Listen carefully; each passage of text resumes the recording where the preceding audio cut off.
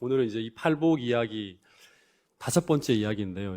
8가지를 한 주마다 다 하려니까 너무 이제 이 교동문이 맨날 똑같은 것만 읽으면 또 식상해질 것 같아서 오늘 이 5번째 복부터 8번째 복까지 다 해결을 좀 해보도록 하겠습니다. 그래서 오늘은 보통은 제가 이제 멀티 포커스가 아니라 초점을 하나를 두고 계속 설교를 했는데 오늘은 이 3가지를 한꺼번에 얘기하기 때문에 좀 필기를 하시면서 들으시면 잃어버리지 않고 잘 정리가 될 거란 생각이 듭니다. 이 팔복의 이야기는 일정한 순서를 가지고 기록된 이야기라고 계속 말씀을 드렸습니다. 기독교의 제일 중요한 이야기입니다. 어떤 학자들은 이거를 이렇게 연구하고 저렇게 연구하다 보니까 처음 4가지 복, 심령이 가난한 자, 애통하는 자, 그 다음에 또 뭐죠? 온유한 자, 그죠? 그리고 의를 위해 의에 줄이고 목마른 자, 이 4가지의 축복은 하나님께 대한 우리의 관계를 다루고 있다면 오늘부터 이야기하는 이 5번째부터 8번째까지 이야기는 사람들과의 관계를 다루는 거예요. 긍휼히 여기는 자, 마음이 청결한 자, 그 다음에 화평케 하는 자, 그 다음에 의를 위해 핍박받는 자. 그래서 이 10계명의 두 돌판이 하나는 하나님에 대한 계명과 인간에 대한 계명으로 나누어져 있잖아요. 똑같이 이 팔복도 하나님에 대한 관계, 인간과의 관계로 딱 나누어진 거예요. 그래서 이 팔복의 이야기는 우리에게 이 10계명에 주시는 메시지와 똑같이 기독교는 하나님과 사람에 대한 관심과 사랑을 이야기하고 있다는 거예요. 이게 제일 중요한 핵심이에요. 기독교의 핵심이 그래요. 10계명이 구약의 핵심이라면 팔복은 신약의 핵심이라 했죠. 2가지의 가르침이 똑같아요. 하나님에 대한 관심과 사랑, 사람에 대한 사랑과 관심. 2가지가 균형을 나타내고 있는 거예요. 이게 돌판이 2개인 거예요. 그래서 이 예수님이 이러한 관점을 가지고 마태복음 22장 37절부터 40절에 기독교의 제일 중요한 계명은 바로 이 2가지라고 얘기한 거예요. 자, 한번 읽어볼까요? 다 하는 거지만 시작.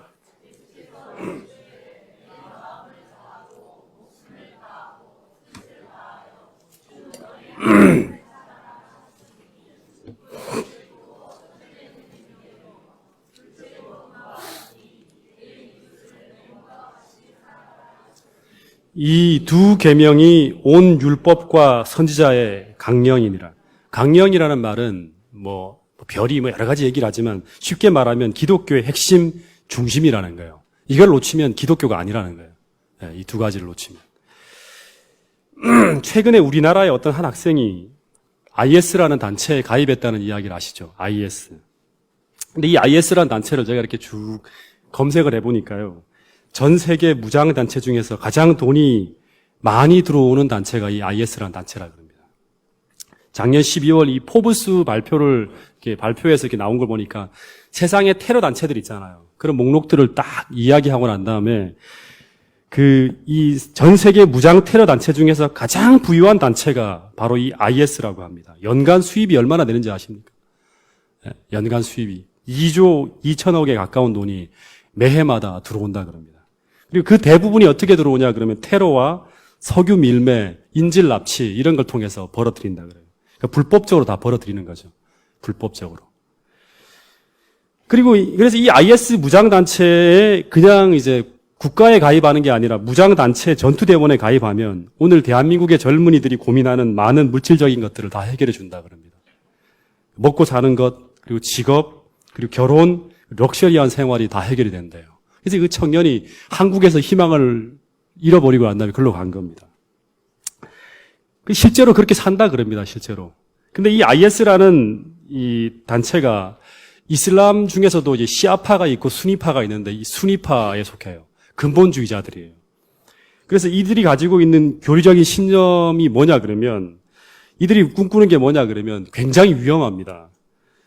전 세계를, 작게는 먼저 유럽이에요. 유럽을 이슬람화하는 것을 지향해요. 유럽 전체를 이슬람화하는 거예요.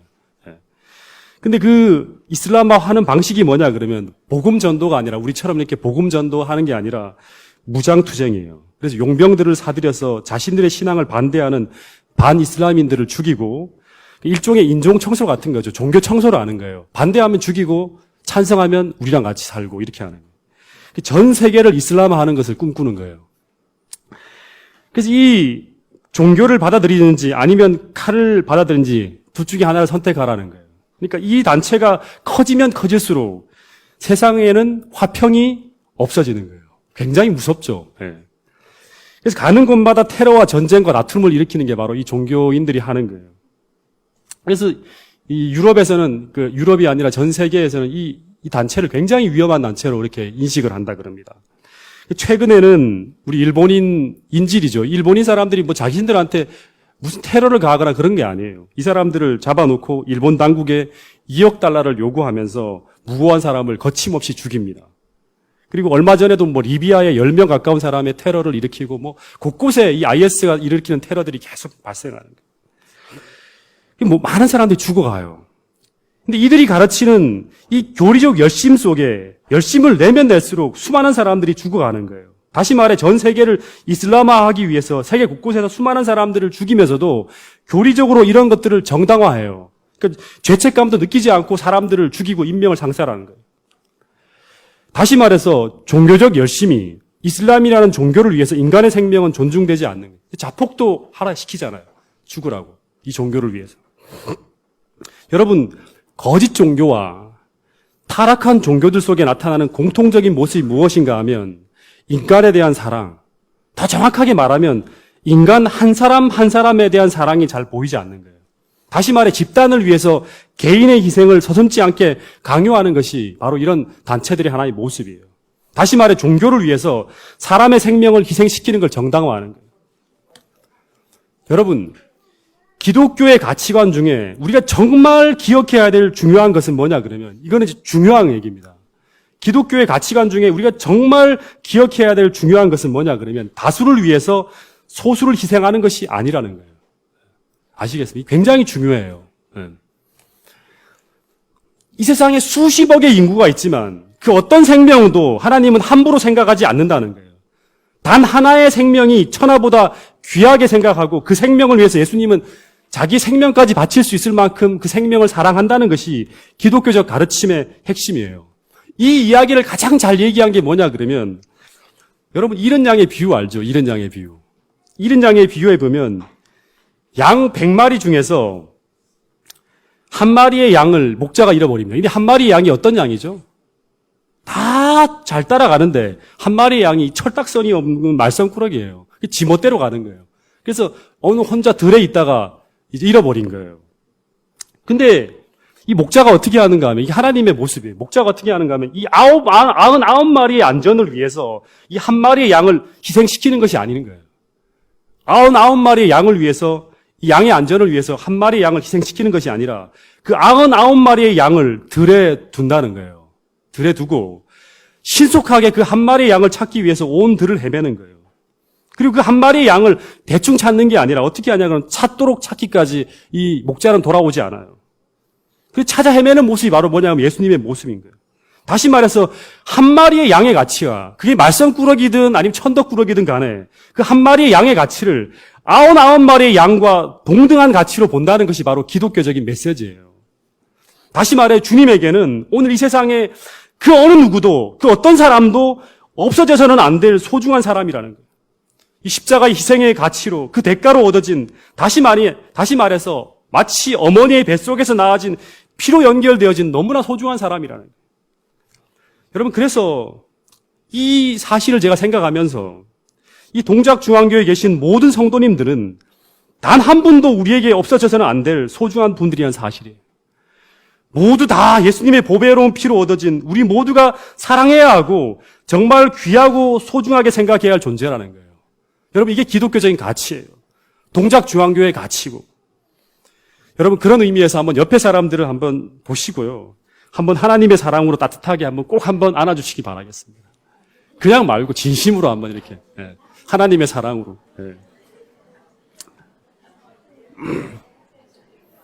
너무 지나치게 하지 마시고요. 네. 여러분 그래서 한 가지 중요하게 생각해야 될 게 뭐냐 그러면 오늘 우리가 그리스도인으로서 우리 마음이 저를 보세요 이제 그만하시고 저를 보세요. 그래서 오늘 우리가 그리스도인으로서 우리 마음이 이런 인간에 대한 배려와 긍휼이 가득한 마음과 반대로 가고 있다면 내가 메마르고 있다면 우리가 아무리 스스로 종교적 열심을 내고 있다고 말하더라도 우리는 잘못된 방향으로 가고 있는 것이고 예수님과 멀어지고 있다는 증거예요. 예수님은 이런 분이거든. 우리가 이런 분과 함께하고 있다면 이런 마음을 가져야 돼요. 여러분, 제가 기독교 역사를 보니까 이게 정확해요. 기독교가 진리의 길을 가지지 않고 있다면 이 IS와 똑같아요. 기독교가 진리의 길을 가고 있지 않다면. 여러분, 기독교가 진리를 떠나서 변질되어졌을 때 나타나는 모습이 바로 그 가장 절정에 나타난 모습이 바로 뭐냐면 중세 암흑기거든요. 이 중세 암흑기, 그 당시 기독교가 타락의 절정으로 나갈 때 자행된 모습을 보면 지금 IS 무장 테러 단체가 행하는 모습과 조금도 다르지 않습니다. 그들은 자신의 종교적 신념을 반대하는 다르게 믿는 사람들을 종교 재판이라는 명목으로 수없이 학살했어요. 지금 IS가 행하는 똑같은 인종 청소, 종교 청소와 똑같은 모습이 그 당시에 벌어진 거예요. 여러분, 이런 역사 속에서는, 이런 기독교 속에서는 기독교적인 정신이 전혀 보이지 않습니다. 예수님의 가르침이 하나도 안 보이는 거예요. 여러분, 예수님을 따르는 참된 제자들은, 다시 말해서 하나님 백성들은 그냥 성경만 들고 다니는 사람들이 아니라는 거예요. 그 사람들을 절대 제자라고 부르지 않아요. 예수님이 제자라고 부르는 사람은 바로 이런 사람이라는 거예요. 자, 한번 같이 읽어보겠습니다. 시작.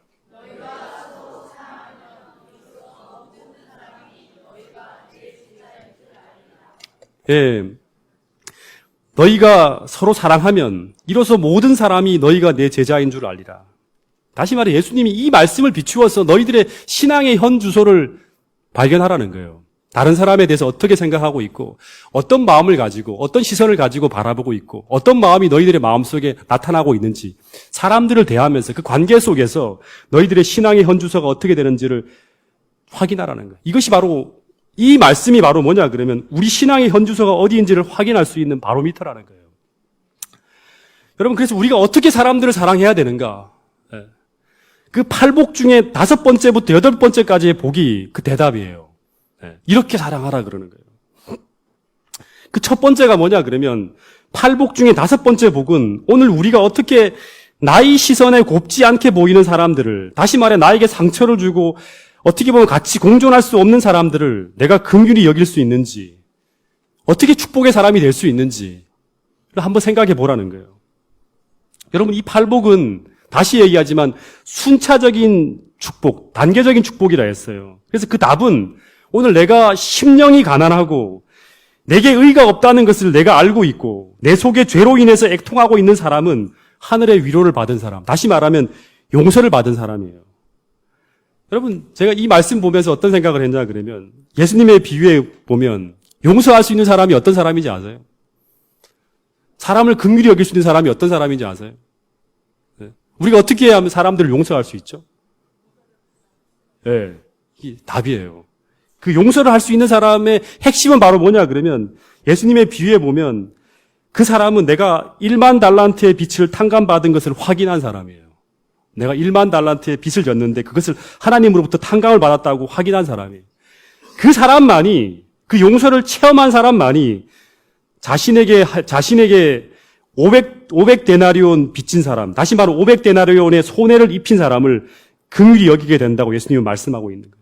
다시 말해서 이 용서의 체험의 깊이에 비례해서, 용서의 체험의 깊이에 비례해서 우리 마음의 이웃에 대한 긍휼의 깊이가 달라지게 된다는 말이에요.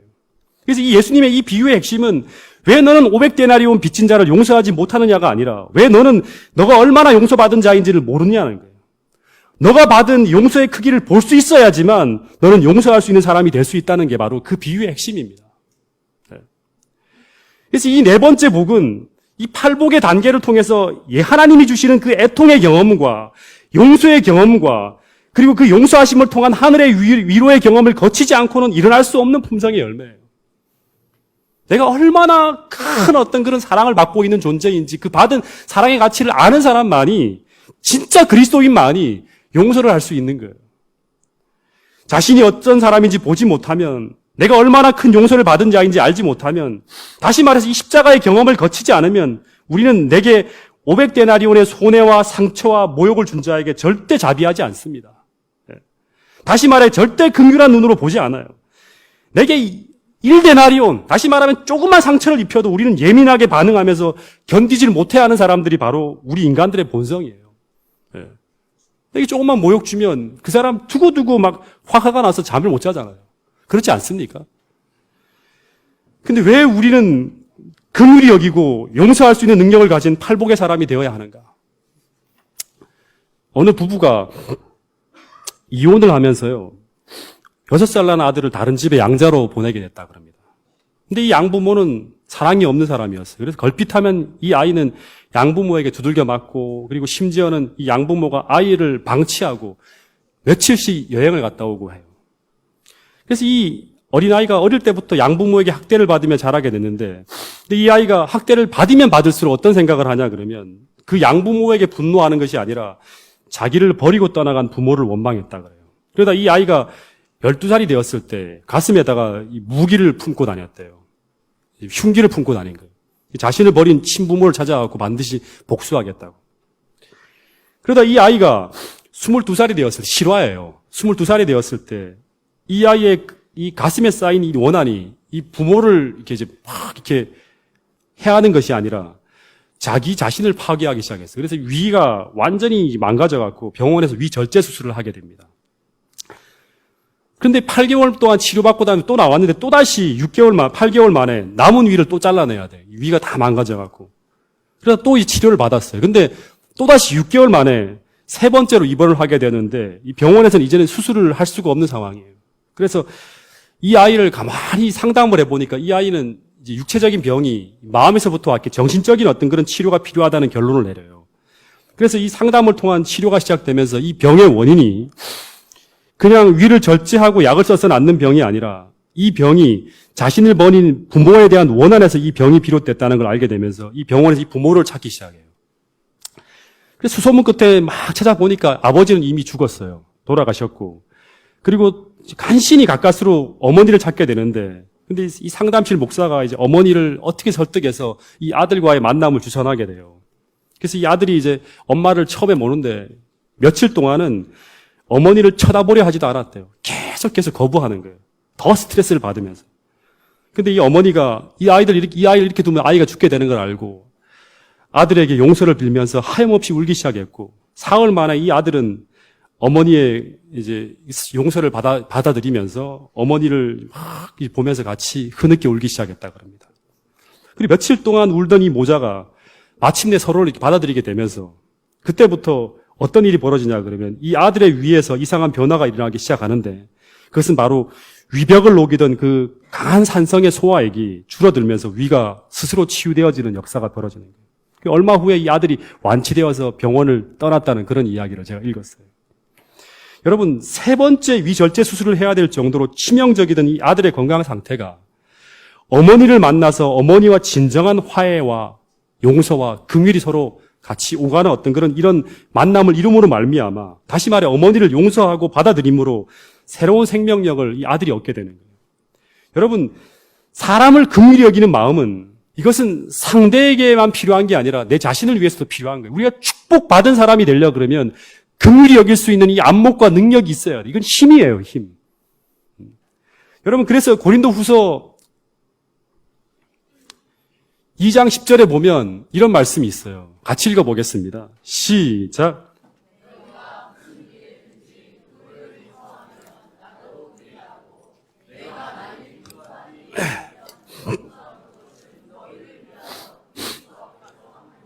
예, 용서를 할 수 있다 그러면 그것은 누구를 위하여? 너희를 위하여란 말이야. 너희를 위해서 필요한 거라는 일단은. 너희가 용서가 안 되면 너희들 진짜 고통스러운 사람으로 산다는 거예요. 행복하게 살 수가 없다는 거예요. 우리가 다른 사람을 긍휼히 여길 수 있는 사람이 되는 것은 다른 사람에게도 축복이지만 먼저는 너희를 위하여 내게 축복이라는 사실을 잊지 않으라는 거예요. 잊지 말아야 한다는 말입니다. 우리가 관용하지 못하고 용서하지 못하고 긍휼이 없는 사람으로 살아간다는 것은 다른 사람에게도 고통일 뿐 아니라 내게도 내 안에 독을 품고 살아가는 것과 똑같은 거예요. 자비하지 못하고 긍휼히 여기지 못하는 마음은 내 마음만이 아니라 내 육신도 병들게 한다는 거예요. 여러분, 오늘 나의 시선이, 내가 사람을 바라보는 그런 관점이 십자가 은혜 속에서 깊은 변화를 경험해서 내가 사람들을 바라보는 내 표정이나 내 마음이나 이런 모든 것이 긍휼이 가득한 그런 모습으로 우리 모두가 변화되어질 수 있기를 간절히 바라겠습니다.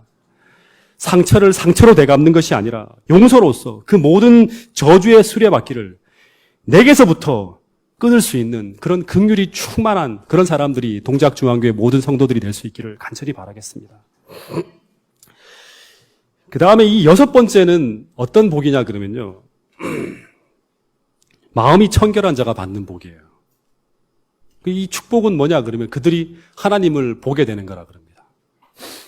여러분, 그 성경절 중에서 제가 정말 많이 인용하고 되게 중요하게 생각하는 성경절 중에 하나가 뭐냐 그러면 잠언 4장 23절이에요. 여기 보면 어떤 말씀이 있냐 그러면 무릇 지킬 만한 것보다 더욱 내 무엇을 지키라? 마음을 지키라.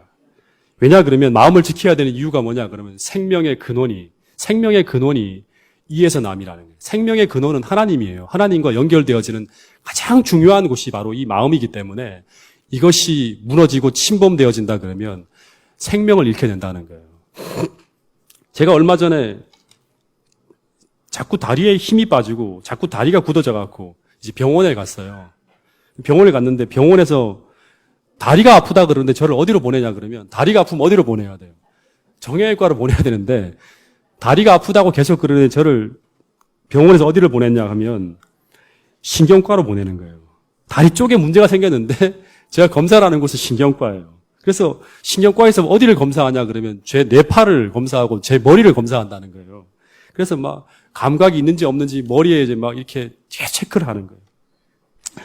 여러분, 다리의 문제인데 머리를 본다는 거예요. 여러분, 똑같아요. 그래서 이 머리는 생명의 중심이라는 거예요. 내 머리가 정상이 아니라면 내 다리를 아무리 고쳐도 다리를 제대로 쓸 수 없다는 거예요.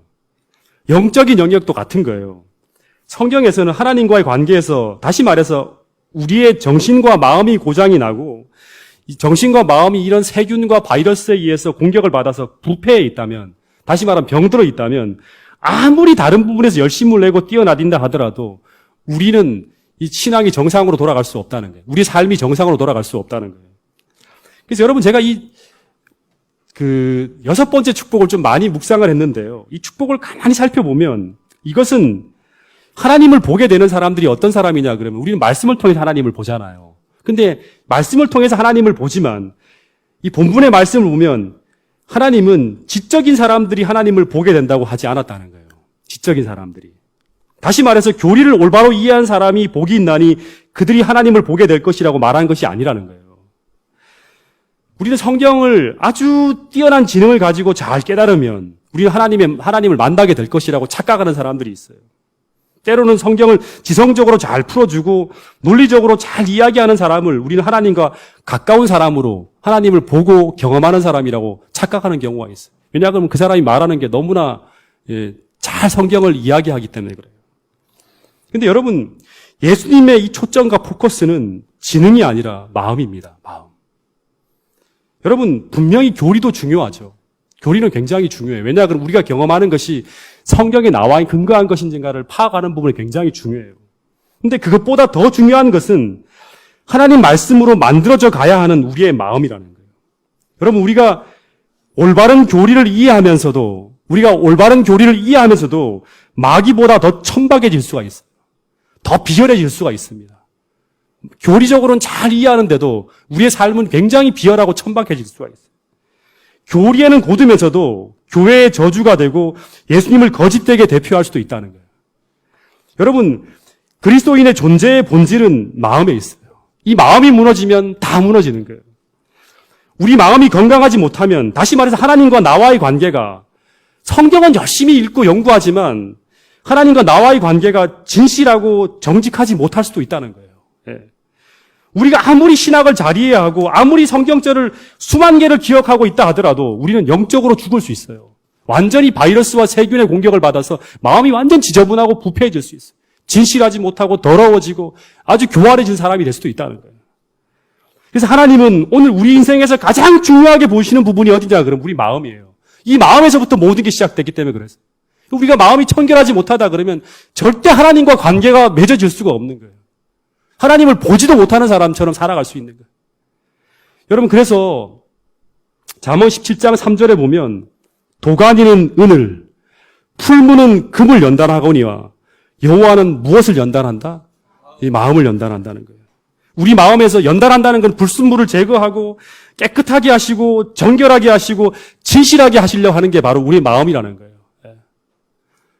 여러분, 오늘 우리 모두가 매일 아침 혹은 자기 전에 하나님과 올바른 믿음의 관계에 놓여져 있는지, 내가 정말 하나님을 사랑하는 사람인지, 내 영혼이 정말 하나님 앞에서 진실하게 살고 있는 사람인지, 정말 하나님 앞에 우리 영혼을 놓고 진실하게 점검하며 살아갈 수 있는 저와 여러분들이 될 수 있기를 간절히 바라겠습니다.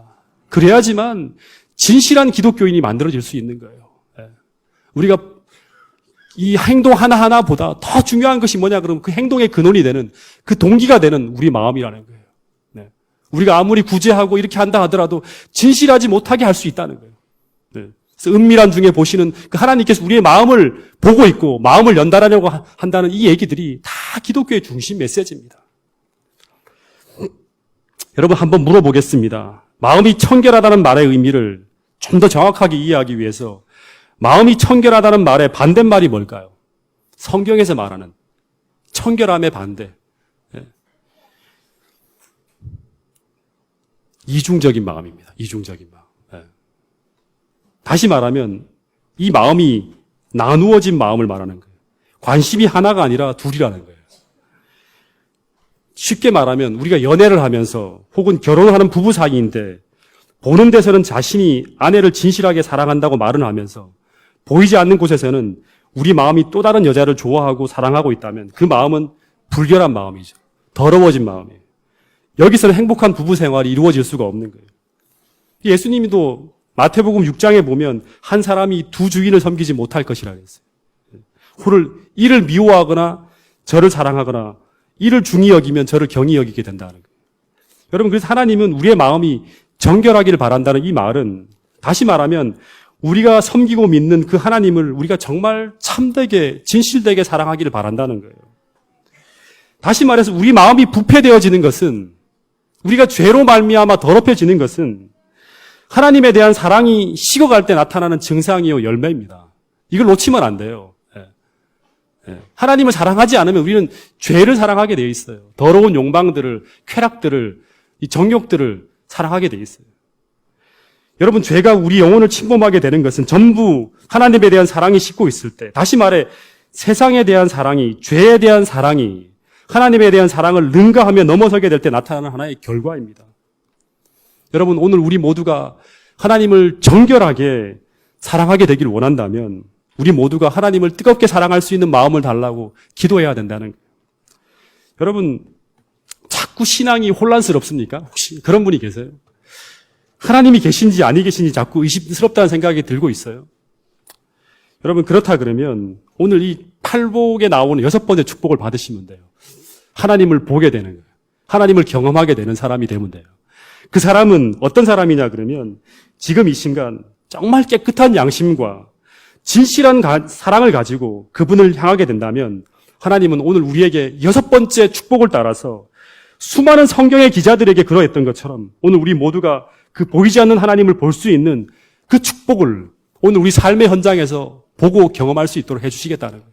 기도 응답이 이루어지고 온 마음을 가지고 하나님을 향하는 그 사람을 하나님 만나주시겠다 했거든요. 여러분, 오늘 우리 모두 이 팔복의 6번째 축복인 마음이 청결한 자가 경험하게 되는 그 하나님을 보게 되는 아름다운 축복을 우리 모두가 경험할 수 있게 되기를 간절히 바라겠습니다. 이제 달려왔습니다. 이제 오늘 마지막으로 정말 중요하게 다뤄야 될 부분입니다. 팔복 중에 7번째 복인데요. 같이 한번 읽어볼까요? 이거는요. 시작.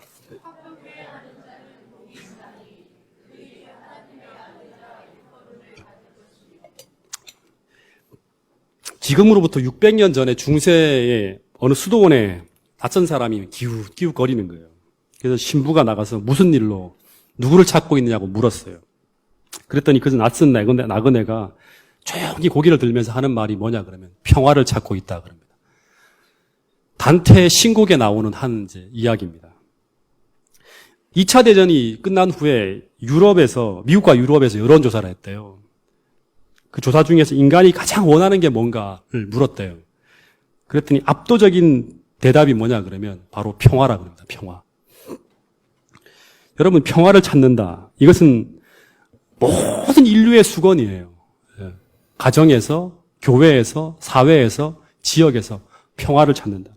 근데 문제는 이 세상의 역사와 어떤 현실은 평화가 아니라 전쟁이고, 화해가 아니라 분열이고, 사랑이 아니라 미움이고, 용서가 아니라 분노로 가득 차 있는 것이 이 세상의 모습이에요. 정치나 모든 게 다 그렇게 돌아가지 않습니까?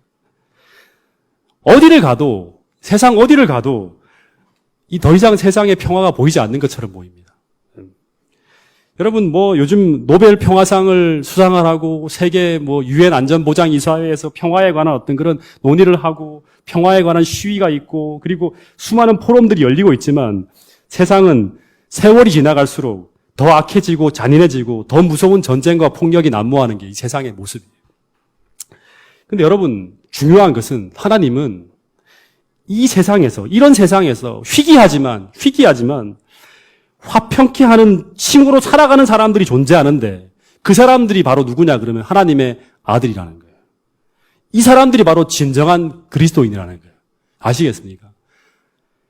여러분, 오늘 우리가 진정한 그리스도인이라 그러면 이 팔복의 사람이라 그러면 다른 사람을 사랑하는 사람인데 어떻게 사랑하는가 하면 다른 사람들을 대할 때 오늘 배운 것처럼 긍휼을 가지고 대하고, 그죠? 실수를 하고 잘못하더라도 긍휼을 가지고 대하고 내가 그 큰 용서를 받았기 때문에 그리고 깨끗한 양심으로 대할 뿐 아니라 사람과 사람 사이에 평화를 만들어내는 그런 사람이 될 것이라는 이 하나님의 백성이에요. 하나님의 사람. 이런 사람들이 세상에 필요로 하는 빛과 소금의 역할을 하는 사람이라. 그 사람들이 진짜 하나님의 율법을 지키는 사람들이에요. 다시 말해 오늘 우리가 진정한 그리스도인이라면 우리는 축복의 사람이 돼야 돼요. 세상에. 근데 우리가 가진 진정한 축복은 바로 뭐냐 그러면 무슨 돈을 나눠주고 그 사람들을 출세시키고 하는 그런 게 아니라 하나님과 나 사이의 올바른 관계 속에서 나타나는 깨끗한 양심 속에서 자비와 용서가 가득한 긍휼한 마음으로 우리가 가는 곳마다 우리가 속해 있는 곳마다 평화를 나타내는 사람이 될 것이라는 거예요. 화평케 하는 자. 여러분, 이런 사람이 이 시대 세상에서 필요로 되어지는 사람이라는 거예요. 내가 가는 곳마다 내가 가기만 하면 사랑이 나타나고 내가 가기만 하면 하나님의 임재의 모습이 나타나고 그곳이 평화로워지는 거예요. 근데 내가 가기만 하면 문제가 터지고 다툼이 벌어지고 갈등이 증폭되고 한다면 우리는 아직 팔복의 사람이 아니에요. 내 가정에서, 우리 교회에서, 내가 있는 직장에서, 내가 속한 그런 단체에서. 여러분, 이 이야기는요, 곳곳에 나타나는 이야기, 메시지입니다. 곳곳에 하나님께서 한두 군데가 아니라 곳곳에 하나님께서 주시는 메시지예요. 할 수 있거든. 너희로서는 모든 사람으로 더불어 어떻게 하라?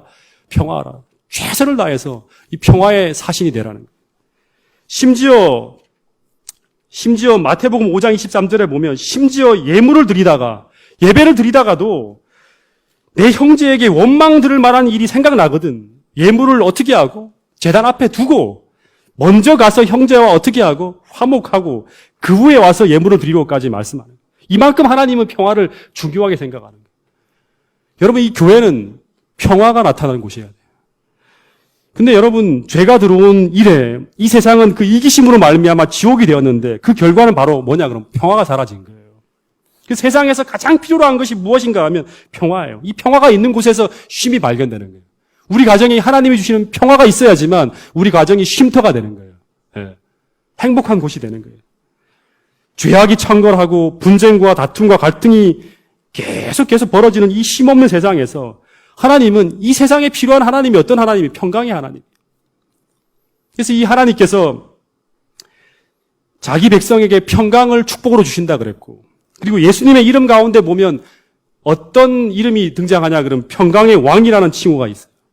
그러니까 평강을 주시는 그러한 평강을 가지고 통치하는 분이라는 거예요. 하나님이 통치하시면 평강이 나타난다는 거예요. 그리고 로마서 15장 33절에 보면 평강의 하나님이 너희 모든 사람과 함께 하실지어다. 이건 같이 읽어보겠습니다. 고린도전서 14장 33절 시작.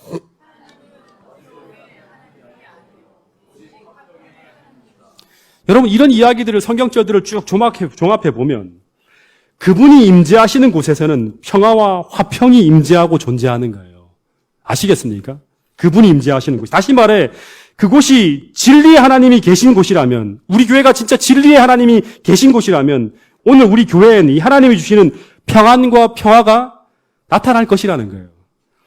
다시 말해서 오늘 우리 마음이 진정으로 예수 그리스도를 영접한 마음이라면 이러한 평화가 우리 마음에 강물처럼 흘러가게 될 것이라는 거예요. 우리 마음에.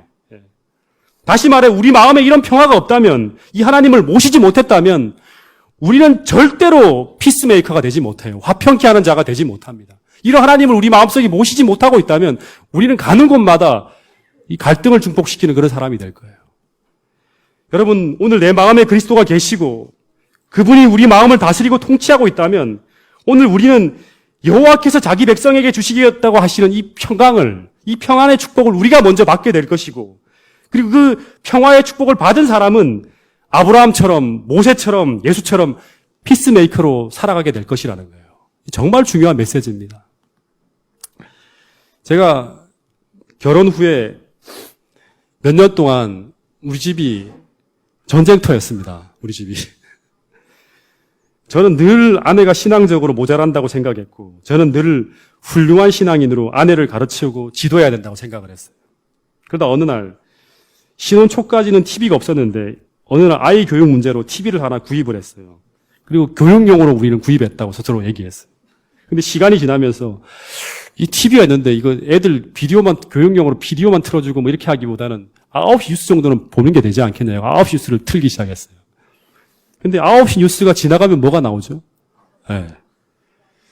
이 재미있는 드라마가 나오잖아요. 그래서 아내가 9시 뉴스를 보면서 끄지 않고 이렇게 있다가 이제 드라마에 서서히 빠져들기 시작하는 거예요. 근데 제가 그런 아내가 너무나 못마땅했어요.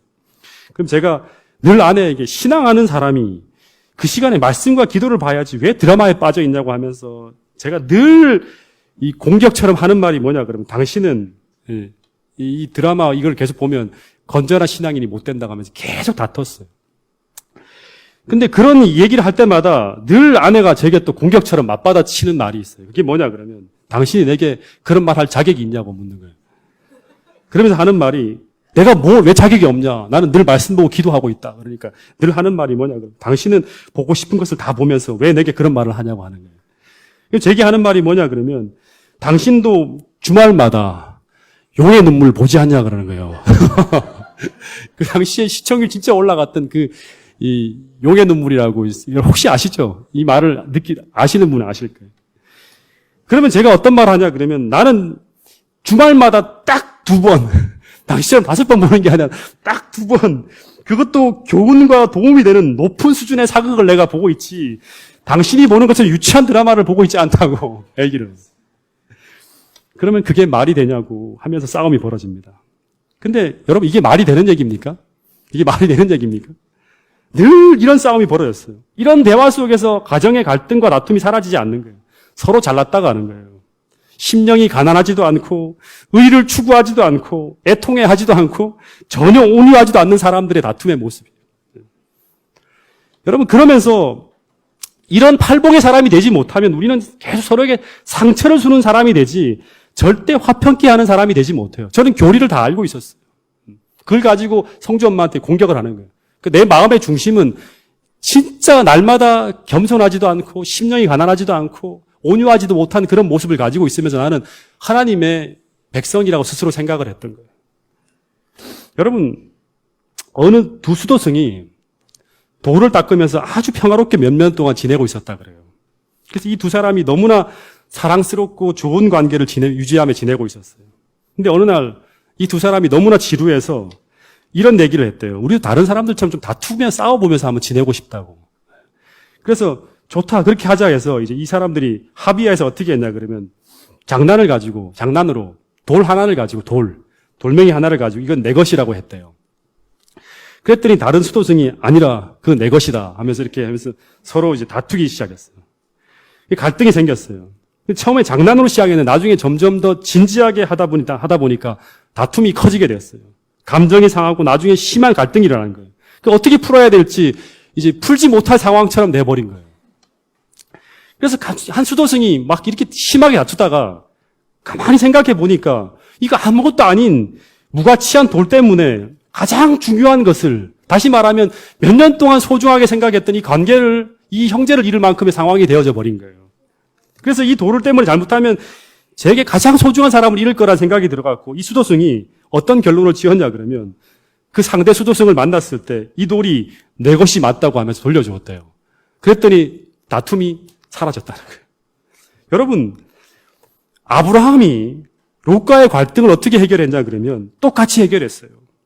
창세기 12장에 보면 두 집안에 엄청난 문제가 벌어졌을 때 아브라함은 무가치한 돌을, 자기가 볼 때는 무가치하게 보이는 이 돌을 롯에게 양보함으로 말미암아, 우선권을 포기함으로 말미암아 두 집안을 화평케 하는 피스메이커가 된 거예요.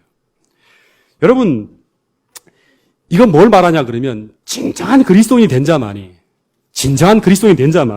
하늘의 가치를 본 사람만이 더욱 소중하고 귀한 것을 위해서 무가치한 것, 어떻게 보면 작은 것을 양보하고 포기할 수 있다는 거예요.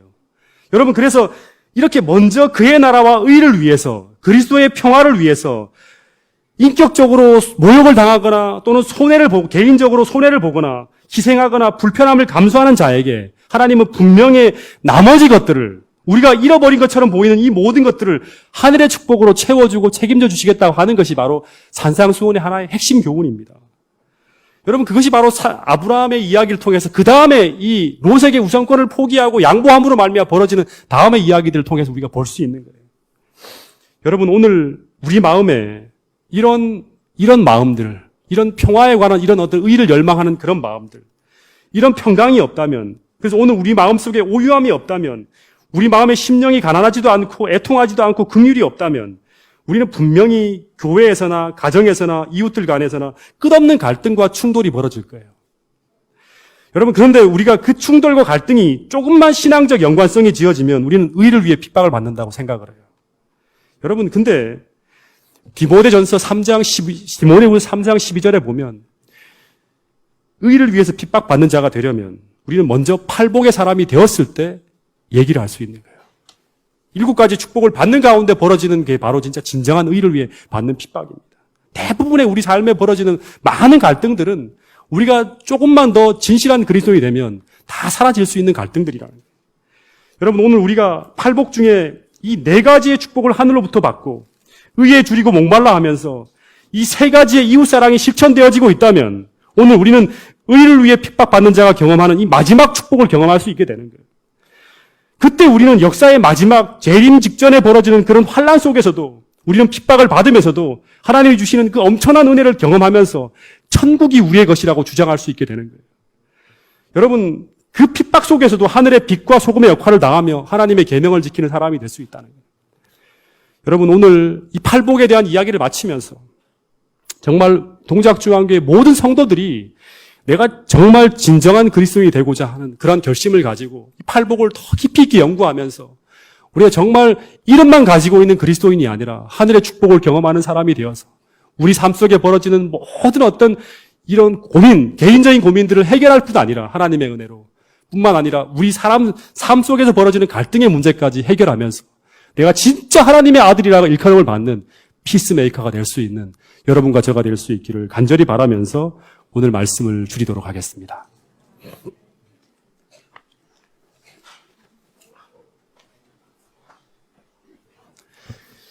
하늘아버지,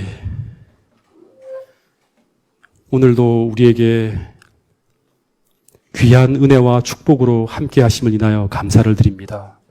주님, 우리 모두가 하나님이 주시는 그 축복이 정말 필요한 사람들입니다. 어찌할 수 없는 우리의 본성과 어찌할 수 없는 우리의 수많은 우리를 불행케 만드는 많은 것들을 보고 있으면서도 그것을 해결하지 못하고 살아가는 참으로 하늘의 도움이 필요한 그런 존재들임을 다시 한번 고백합니다. 주님, 우리에게 하늘의 축복으로 함께하여 주시고 은혜를 더하여 주셔서 정말 진정한 그리스도인으로 살아갈 수 있는 저희들 모두가 될 수 있도록 인도하여 주시옵소서. 주님, 정말 팔복의 사람이 되기를 원합니다. 주님, 그리하여서 우리가 세상의 빛과 소금이 되는 그런 역할을 감당하면서 이 교회가 주님께서 우리에게 주신 그러한 목적과 사명을 감당할 수 있는 그러한 모습으로 나갈 수 있도록 우리를 축복하시고 인도하여 주시옵소서.